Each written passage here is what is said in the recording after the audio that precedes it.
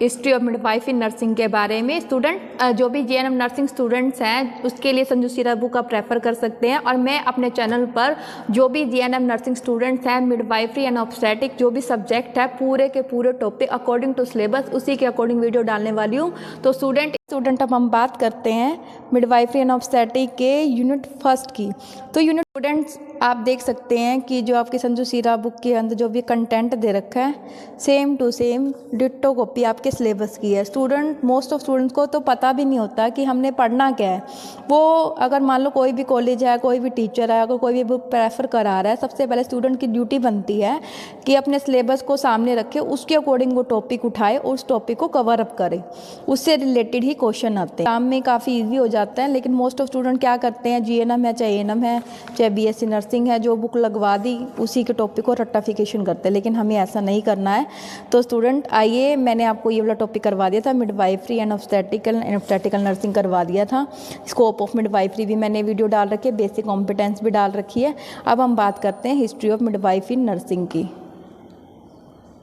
Student history of midwifery nursing की अगर हम बात करें तो ये कहना चाह रहा है कि according to International Confederation of Midwife and WHO या International Federation of Gynaecology and Obstetrics के अकॉर्डिंग अगर हम बात करें कि मिडवाइफ कौन होती है, तो ये कहना चाह रहा है कि मिडवाइफ एक वो पर्सन होती है जो कि रेगुलरली एडमिटेड होगी मिडवाइफरी एजुकेशन प्रोग्राम के अंदर और जो कि क्या होगी, ड्यूली रिकॉग्नाइज होगी कंट्री में जहाँ पर भी वो लोकेटेड है, और जिसके पास क्या होगी, successful completed prescribe course of study होगी मिडवाइफरी की, जैसे कि एएनएम जीएनएम बीएससी नर्सिंग है, एमएससी नर्सिंग है, जो भी कोर्स है आपका उसके अकॉर्डिंग जो भी इसकी स्टडी है उसके साथ वो सक्सेस होगी कंप्लीटेड, मतलब कि उसकी सफलता के साथ होगी।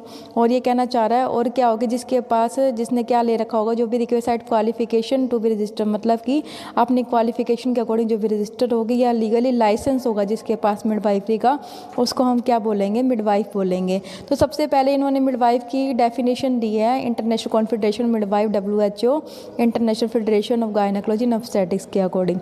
आगे ये कहना चाह रहा है कि मिडवाइफरी स्टूडेंट्स अब हम बात करते हैं मिडवाइफरी इन ग्रीको रोमन एंटिक्विटी के अकॉर्डिंग। ये कहना चाह रहा है कि ग्रीको रोमन एंटिक्विटी के अकॉर्डिंग मिडवाइफ कवर करती है वाइड रेंज में वुमेन को। इसके अंदर कौन कौन सी महिलाएं, जो कि वो महिलाएं शामिल थी जो कि रोमन एम्पायर के विलेज में मेडिकल परंपराओं के साथ लगातार वो पुरानी महिलाएं शामिल थी जो कि ट्रेंड थी मिडवाइफ में, और वो गार्नट थी।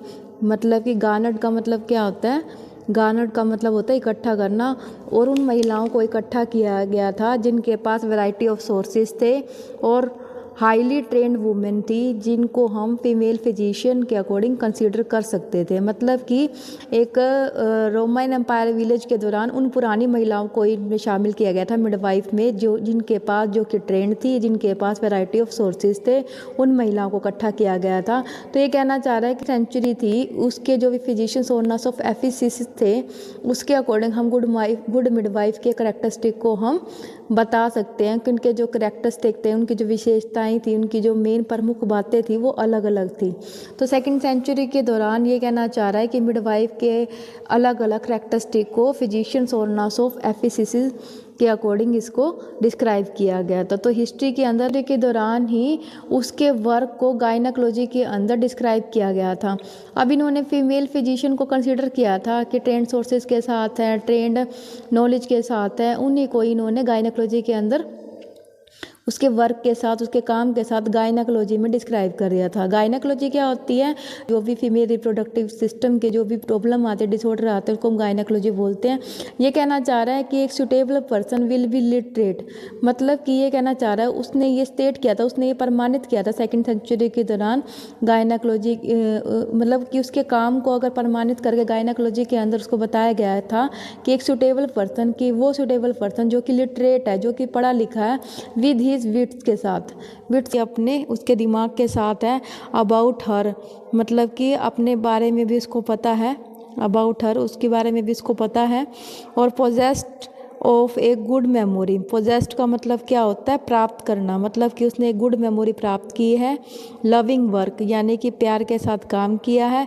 रिस्पेक्टेबल है, रिस्पेक्ट करने वाला है। And generally note unduly. Unduly का मतलब क्या होता है? ड्यूली का मतलब मैंने आपको बताया था उचित रूप से, जो कि साधारण तौर पर उचित रूप से हैंडीकैप नहीं है। अन मतलब नहीं, नोट मतलब अनड्यूली मतलब कि नहीं है। और जैसे एज रिगार्ड हर सेंसेस, और उसको उसके सेंसेस के अकॉर्डिंग उसको सम्मानित किया गया है।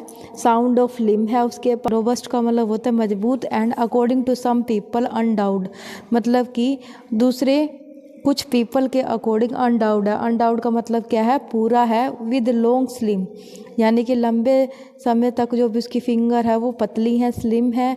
एंड शॉर्ट नेल है हर फिंगर टिप, यानी कि उसकी फिंगर टिप पर जो भी शॉर्ट नेल है तो उसको इन्होंने क्या बोला है? दया करने वाली, सहानुभूति दिखाने वाली। डिस्पोजिशन का मतलब अगर हम बात करें तो प्रकृति के अकॉर्डिंग, मतलब कि ये कहना चाह रहा है कि वो प्रकृति के अकॉर्डिंग दया दिखाने वाली हो। क्या करती है? She keeps her hand soft for the comfort of both mother and child. दोनों के लिए ये अपने हाथों को सॉफ्ट बनाए रखने वाली होती है। तो गायनेकोलॉजी ने क्या बताई है कि वो सुटेबल पर्सन जो कि पढ़ा लिखा है, जिसके पास नॉलेज है, रिस्पेक्टफुल है और अपने सेंसेस के अकॉर्डिंग सम्मानित भी है और लोगों के अकॉर्डिंग लॉन्ग स्लिम फिंगर के साथ उसको पूरा करने वाली भी है। उसकी फिंगर टिप्स के ऊपर जो भी है शॉर्ट नेल होते हैं। तो इसलिए इन्हें टाइम पे प्लिनी एक अनदर फिजिशियन था उस टाइम पर, जो मतलब कि ये कहना चाह रहा है वो महिला हो जो कि प्राप्त कर सके अब उसके गुण को, उसकी स्किल को, एजुकेशन को या एंटिक्विटी। एंटिक्विटी का मतलब क्या होता है? प्रेजेंट में अगर मान लो कोई भी डिफिकल्टी आ रही है उसको फाइंड करने वाली होनी चाहिए। यानी कि प्लिनी के अकॉर्डिंग भी एक ऐसी महिला थी मिडवाइफ, जो भी उसने पढ़ाई करी है या जो भी उसने मिडवाइफ का कोर्स करा उसके अकॉर्डिंग वो वैल्यूड होना चाहिए, या जो भी वो स्टडी करी उसकी वैल्यूड होनी चाहिए और क्वाइट होनी चाहिए कि एकदम से जो भी ध्यान में ना देने वाली हो उसको प्राप्त करने वाली होनी चाहिए और कोई भी प्रॉब्लम उसको फाइंड करने वाली होनी चाहिए। तो कंसिक्वेंटली का मतलब क्या होता है? फलस्वरूप अगर हम बात करें, ये 3 तरह की 3 ग्रेड के अंदर जो भी मिडवाइफ थी पुराने टाइम के अंदर प्रेजेंट थी। तो मेन हिस्ट्री के अंदर यही कंक्लूजन निकलता है स्टूडेंट कि हमारी हिस्ट्री के अकॉर्डिंग फर्स्ट पार्ट की अगर हम बात करें, फर्स्ट पार्ट अगर हिस्ट्री के अकॉर्डिंग बात करें तो मिडवाइफ पुराने टाइम के अंदर पहली तो वो थी जो कि टेक्निकली प्रोफिशिएंट थी, यानी कि जो फर्स्ट आपकी मिडवाइफ थी वो टेक्निकली प्रोफिशिएंट थी। जो सेकंड थी वो टेक्स्ट ऑब्स्टेट्रिक और गायनेकोलॉजी को पढ़ने वाली थी और जो थर्ड थी वो हाईली ट्रेंड थी और जो भी मेडिकल स्पेशलिस्ट के जो भी रीज़न थे उसकी कंसंट्रेशन के साथ थी।